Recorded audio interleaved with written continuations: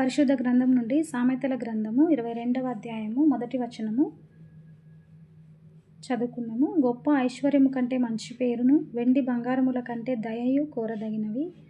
ఐశ్వర్యవంతులను దరిద్రులను కలిసి ఉందురు, వారందరినీ కలుగచేసినవాడు యెహోవాయే. బుద్ధిమంతుడు అపాయము వచ్చుట చూచి దాగును, జ్ఞానము లేనివారు యోచింపక ఆపదలో పడుదురు. యెహోవా యందు భయభక్తులు కలిగి ఉండుట వినయమునకు ప్రతిఫలము. ఐశ్వర్యమును ఘనతయు జీవమును దాని వలన కలుగును. బాలుడు నడవవలసిన త్రోవను వానికి నేర్పుము, వాడు పెద్దవాడైనప్పుడు దాని నుండి తొలగిపోడు. ప్రభు ఇక్కడ వాక్యంలో ఏం సెలవిస్తున్నాడంటే, గొప్ప ఐశ్వర్యము కంటే కూడా మంచి పేరు వెండి బంగారముల కంటే దయ కోరదగినవని వాక్యం సెలవిస్తుందండి.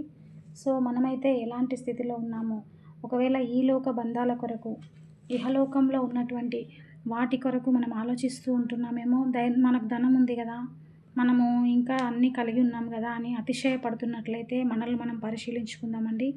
ఒకవేళ ఐశ్వర్యము కాదండి, మంచి పేరు, వెండి బంగారముల కంటే దయ కోరదగినదని వాక్యం సెలవిస్తుంది. దయ అంటే ఏంటి అంటే, ఒకటండి మనం గుర్తుంచుకోవాల్సిన విషయం, ప్రభు ప్రేమను బట్టి మీ సహోదరిగా నేను తెలియజేస్తున్నాను. ఇతరులు మన ఎడల ఎవరైనా జాలి కలిగి మనం ఉండాలండి. మన కళ్ళెదుట ఎవరైనా బాధలో ఉన్నప్పుడు, ఒకవేళ వాళ్ళు వస్త్రహీనులైనప్పుడు, ఆకలితో ఉన్నప్పుడు, మన దగ్గర ఏదైనా ఉన్నప్పుడు వాళ్ళకి సహాయం చేసేటటువంటి వారిగా మనం ఉండాలి. క్రీస్తు బిడ్డలుగా వెండి బంగారములు మన దగ్గర ఉండొచ్చు అండి, కానీ అవి మనకు శ్రేష్టమైనవి కావు.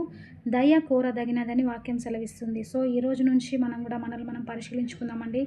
గొప్ప ఐశ్వర్యము కంటే మంచి పేరు మేలు, వెండి బంగారముల కంటే దయ కోరదగినదని వాక్యం సెలవిస్తుంది. మనం అలాంటి స్థితిలో దయను కలిగి జీవిద్దామని ప్రభు నామంలో ప్రభు మనకు హెచ్చరిస్తున్నాడండి. మనమందరం కూడా ఈ వాక్యానుసారంగా నడుచుకుందాము.